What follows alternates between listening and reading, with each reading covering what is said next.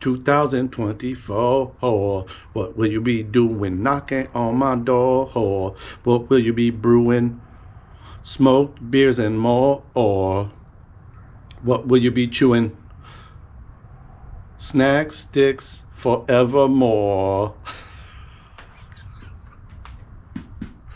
That was a throwback. How about that? What's going on, everybody? Chip Walton in the rather messy end of the year garage of Chop and Brew, here with a finale, a little recap, if you will, of the year 2023 as part of the last installment of 12 Beers of Christmas 2023. The beer I'm drinking here has something to do with probably what I am most grateful for, really not in the year, just in the year 2023, but the last few years, and probably maybe one of the reasons I actually keep homebrewing or kind of keep going at this point. It's not lost on anybody. I think that the golden age of homebrewing is most likely past us. Things are cyclic. I would like to think that we will create a new generation of brewers, but there'll never be a 2010 to 2015 again. So part of what keeps my interest in it is things like this. This is the international collaboration brew. Our boy Ivar Yaitone, that you've seen in the show many times, he brewed this and sent this over ahead of his trip in September. We've talked about this on the show before. We've documented it at length through my day job at Northern Brewer. I will link that video below. This is a kind of modern take on a traditional drinking bowl sent to me from Torkjell Olsted from his brewery Bigland, right? Yeah, Bigland. Bigland. I keep wanting to put the L like Bilgand instead of Bigland.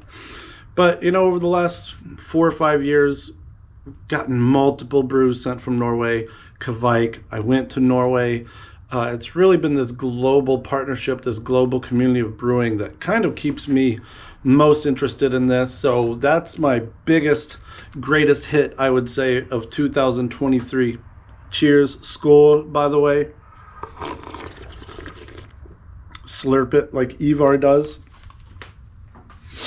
It's very good. It's so this was brewed ahead of his visit here. He and Johnny brewed this. It was a little tartar than he usually likes, but I think that tartness has kind of faded a little bit since he was here in September. Juniper, smoke, just this rich, ultra cooked, caramelized kind of malt, even though it's only like pale and oats because of the way it's hard boiled.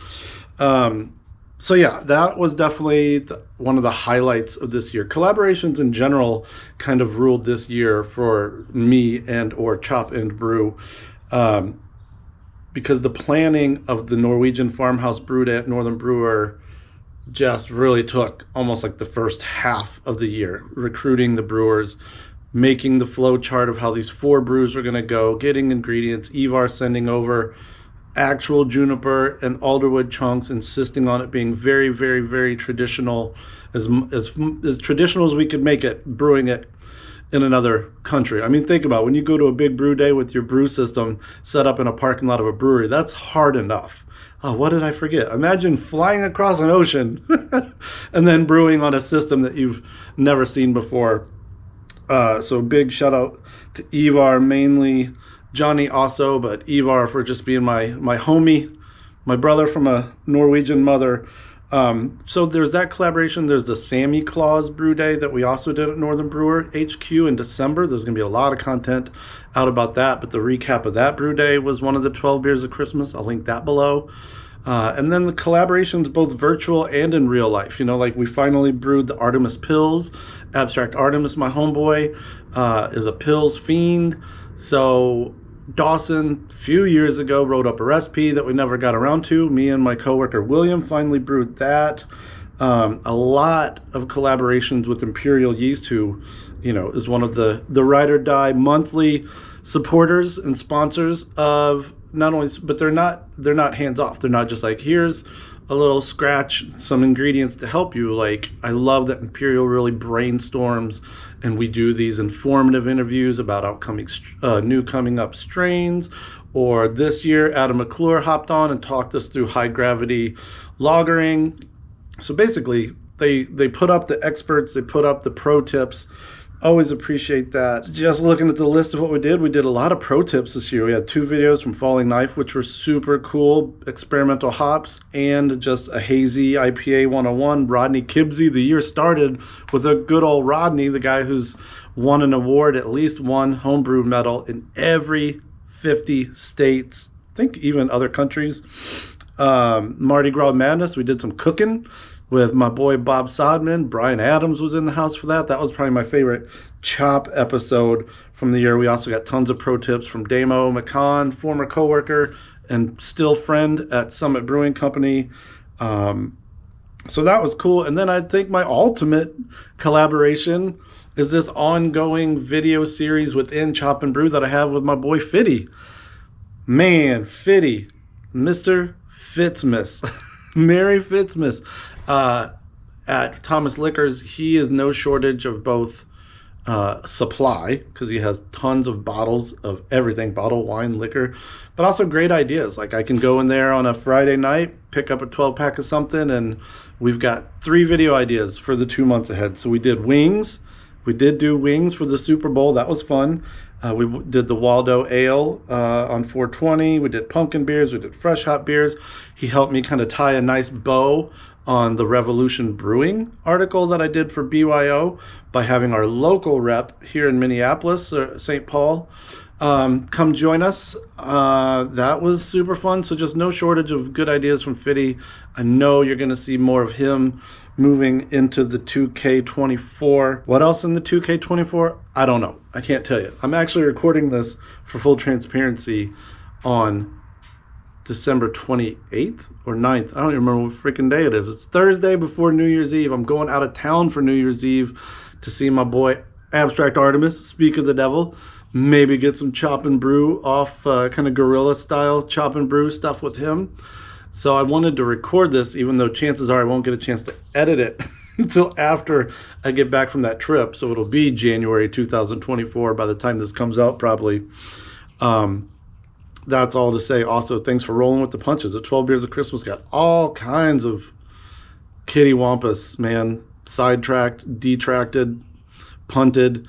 I kind of like it, though. It taking it all month instead of forcing myself to get it all in before the 24th. But I did want to officially wrap up the 12 Beers of Christmas while we were still in 2023. I wanted to express my gratitude towards everybody, supporters new and old. There are few of you than there were, way back in the day, but there's a really awesome group of you, including the Patreon supporters, with whose support I am basically inspired, encouraged, and also feel as almost beholden as an employer. You guys give me the drive. Imperial Yeast gives me the drive. The people who leave comments and say, 15 years ago, you started me on my journey of homebrewing, and whether or not I still brew or not now, love seeing these videos pop up. So what's the future hold? I have no idea. I would like to see way more chop in the 2024. We've got as many good home cooks / professional cook friends as we do home brewers and craft brewers, to be honest with you. So I would really like to lead 2 of the 12 Beers of Christmas being food videos. Really kind of made me like, yeah, we should be talking more about this kind of stuff. Plus, that's more applicable to more people because A, not everybody drinks beer. B, not everybody makes their own beer, even a smaller circle. But most people eat food. A lot of people cook food. My GoPro was starting to like dip a little bit on my Jimmy rigged tripod. So yeah, I would like to see more chop. I would also like to get back to what I thought 2022 would be, which is the year of smoked beer. I want to investigate more smoked beers. There's so many more smoked malts out there than there's ever been. So it'd be fun to do stuff with that. And lagering specifically. I mean, winter's barely even gotten here. This weekend will be the first real big kiss of winter in Minneapolis, St. Paul. I don't know why I keep calling it Minneapolis, St. Paul. It's kind of weird. I never start with Minneapolis. I always say St. Paul, or I just say Midway.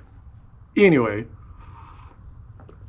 you got Chip Walton at a very hype kind of moment of pre-travel stress, I guess you could say, or eagerness, not necessarily anxiety. I'm eager for this trip, but it's classic Walton style. If you know me personally and or my family, you know that we're late packers. We're usually like, we should wake up at 3 in the morning on the day we leave and do some laundry. So I'm not quite that bad off, but I'm not too far behind it.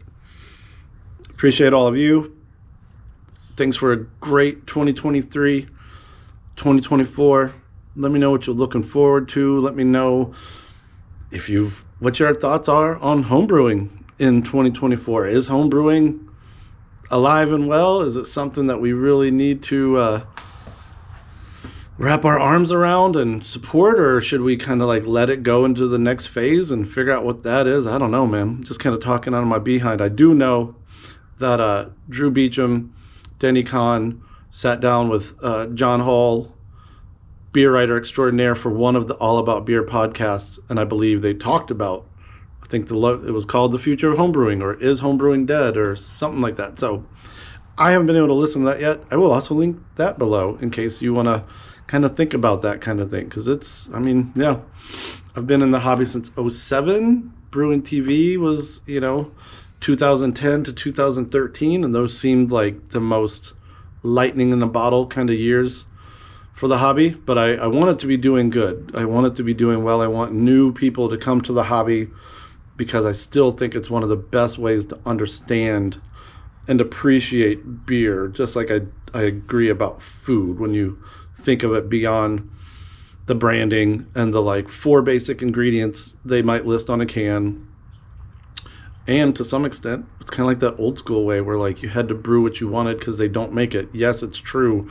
You can get just about everything under the sun locally these days, but then not so much if you really think about it. If yes, you can get all the IPAs and all the hazy IPAs, but if you are a fan of smoked beer, of milds, I'm not going to act like I only want session beers in my life, but it's a lot of beers that the only way you're still going to get it and get to explore those flavors is to make it yourself. So I'm rambling.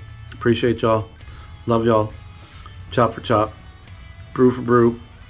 Thanks to all the great partners, friends, family, cohorts, frenemies. You know who you are. Happy New Year's Eve. See you in the 2024 in real time. I'm going to need just a little bit more of this for second round of packing and laundry. Drop my cap. Look at all that. That's enough Kvike to brew you a super batch of beer, man. Woo-woo. Oh, we're still rolling. Hi. I didn't see you there. Welcome to me shutting down the garage. Getting back to work.